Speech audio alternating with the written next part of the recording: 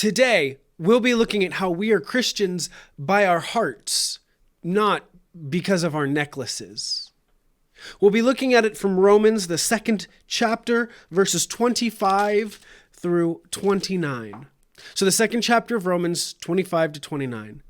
So, grab a Bible, grab a cup of coffee if you'd like, and let's get to it.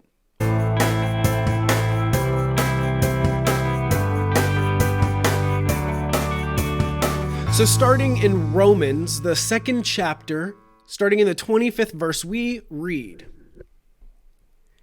"Circumcision has value if you observe the law. But if you break the law, you have become as though you had not been circumcised. So then, if those who are not circumcised keep the law's requirements, will they not be regarded as though they were circumcised? The one who is not circumcised physically and yet obeys the law will condemn you, who, even though you have the written code and circumcision, you are a lawbreaker. A person is not a Jew who is one only outwardly, nor is circumcision merely outward and physical. No, a person is a Jew who is one inwardly. And circumcision is circumcision of the heart by the Spirit, not by the written code. Such a person's praise is not from other people, but from God."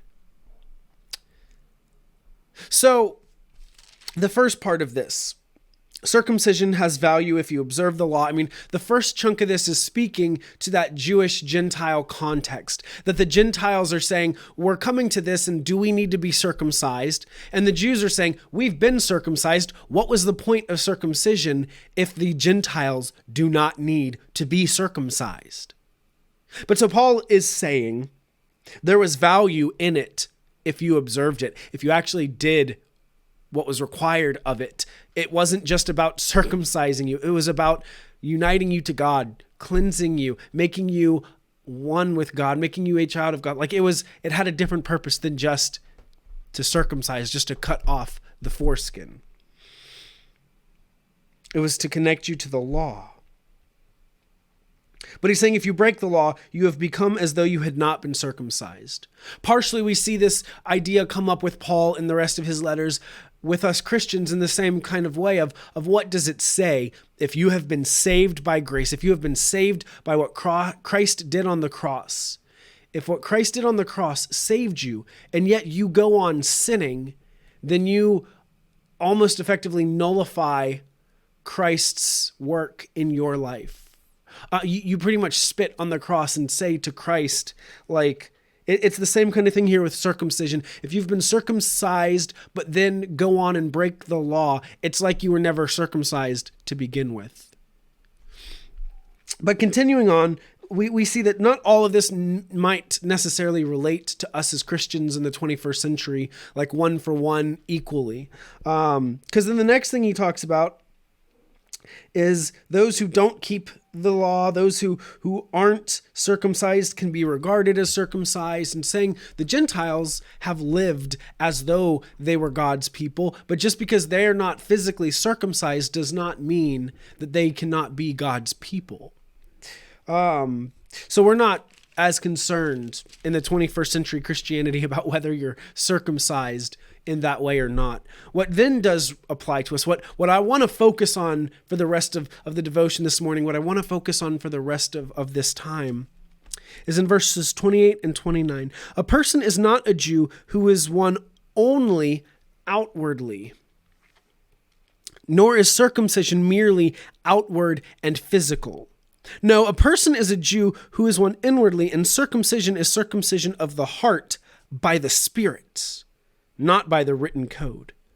Such a person's praise is not from other people, but from God. I mean, it's that same thing of the law does not save, but the Spirit saves. So circumcision is now not just the physical outward sign that you are God's chosen person, that you are circumcised, but it is, and that you've followed the law. It is now an inward sign that the Spirit has saved and cleansed you, and that your heart has been cleaned by the Spirit.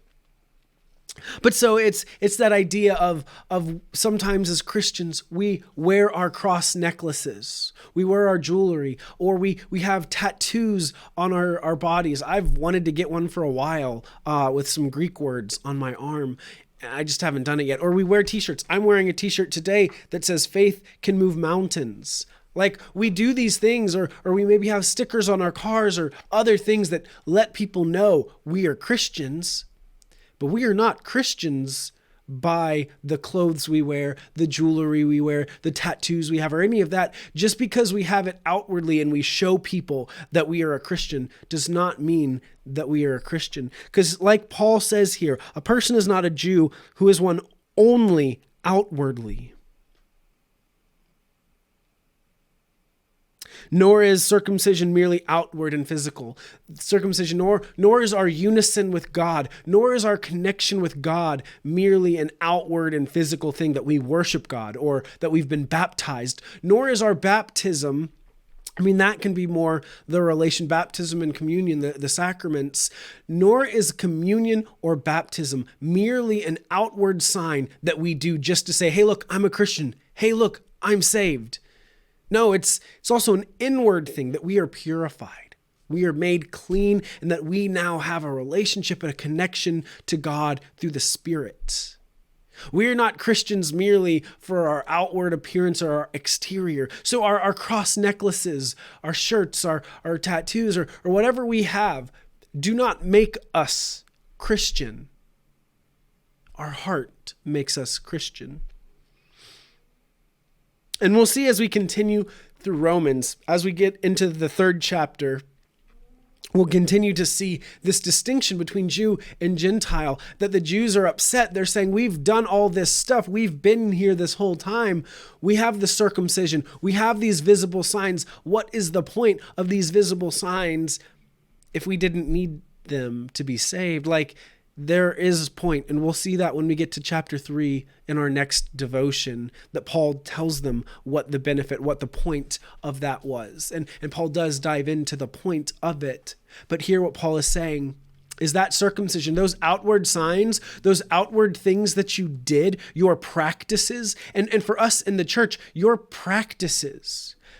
A Christian is not merely one who shows up and goes to Christmas and Easter and celebrates the festivals. A Christian is not merely one who takes communion every week. A Christian is not only the one who has been baptized, but a Christian is the one whose heart has been changed by the Spirit of God. A Christian is one whose heart lives with the love of God. So let us begin to be true Christians. Let us begin to be the true Christian who lives with a circumcised heart, who live with the heart of God. So I hope that God adds a blessing to your understanding today. I hope God helps you see what God wants to say to you today, that the Spirit speaks to you and speaks to your spirit. And I hope that you have a great rest of your day. Thank you for tuning in today. Thank you for watching.